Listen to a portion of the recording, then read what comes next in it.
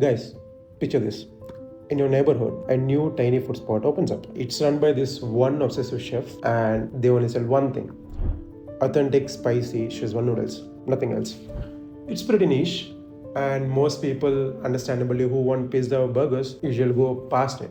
The foodies, the ones who get it, they line up around the block, and it's their secret spot. The quality is also insane because the focus is laser sharp. But then the spot became famous. To increase the minimum order value and to target larger audience, they started adding more things into their menu, and they also started onboarding new staff. They expanded the menu. Suddenly they got fried rice, sweet and sour chicken, maybe even some fries to please the kids. Now the restaurant is packed. They're making way more money than they used to, so it's a success story, right? But for the original foodie crew who loved the spicy noodles, for them the magic is completely gone.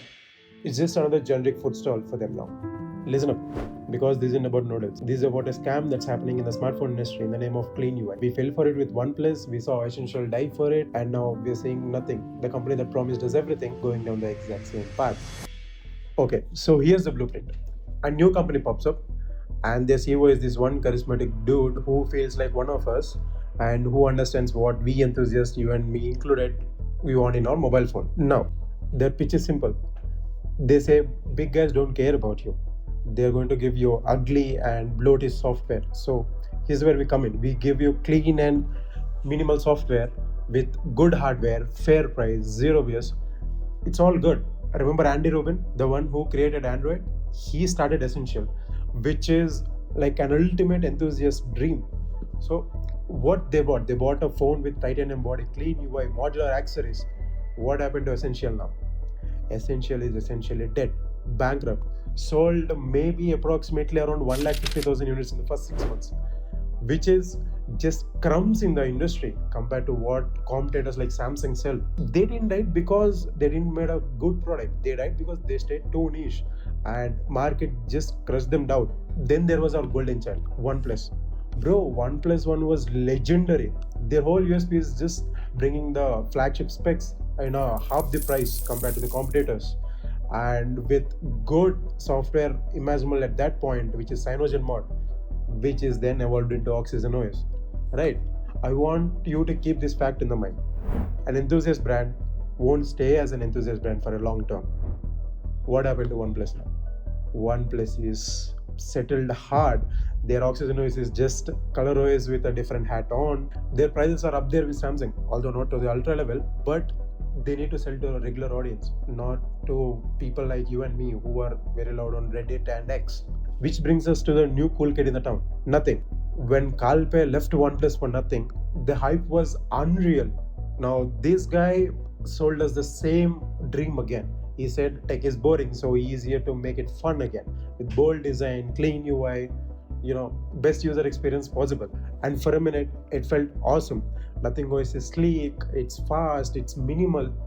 It just felt light. But then when Nothing released the Nothing OS 4 to their budget phones, they started adding pre-installed applications in their budget phones. This is really, really bad. See, Nothing phone's brand identity or brand USP isn't having best hardware or great cameras. It's great user experience for the price possible. Now, if your entire brand promise is being clean and minimal, and then you start adding pre-installed applications in your phones, it's a betrayal. It's like that noodle shop started adding sauce on top of noodles because a sponsor paid them to do it. Right? It ruins the core product. Okay, let's zoom out. Why do companies do this? Are these CEOs just liars? No, of course they're not. So why does this keep happening? I'm going to tell you a theory. It's an underrated one. The enthusiast market is a trap. There aren't enough of us.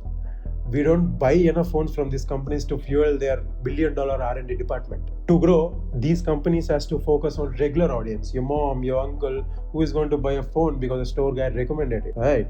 Those people don't care about stock Android. They like features, and adding Facebook and Instagram pre-installing in phones will help these companies to actually subsidize their hardware cost and bring their phone price suspiciously low. The scam isn't that they wanted to make money. Of course, business want money. That's how they run it. But pretending that they're still enthusiast's closest friend whilst undermining what we enthusiasts value the most is the purity. Now, it's not all doom and gloom. If you want to have a best possible user experience in a flagship space, you can always buy a Pixel. Google doesn't need your bloatware money. They already own your data. And shout out to Lava in India. Seriously, they're pretty much the only ones left to give clean and minimal Android experience in a super budget space. Their competitors like Samsung, Motorola, and nothing started to add ads and bloatware in their UI. Mad respect for them for holding the line there. Also, let's be real. Heavy skins like ColorOS or One UI aren't bad. They're actually really good right now. They give helpful features for normal people. But the problem isn't that ColorOS exists. The problem is that if you're going to buy an Oneplus phone expecting OG Oxygen OS, what you're going to get is just a ColorOS in disguise, and you have to make your peace with it. Nothing is just speedrunning this process. So yeah, here's the thing. Enthusiast life cycle. It starts with a brand promising clean UI, good hardware, its passion and everything, and ends up being a just generic mass market production company with good hardware but compromised software. Nothing is just showing cracks into. So, what do you guys think? Do you think that our own favorite companies are destined to just give up and be generic companies? Or do you think someone can actually stay pure and big at the same time? Drop the comments below. Let's argue about it. I'm Sai Praveen, a product designer and a tech enthusiast from India. If you like this deep dive, smash that like button. And it's not just these companies. Even Apple did something sneaky with the AirPods 3 Pro. If you want to see that, click this video above. Subscribe if you don't want to miss videos like this. This is Notify channel. See you in the next one. Peace.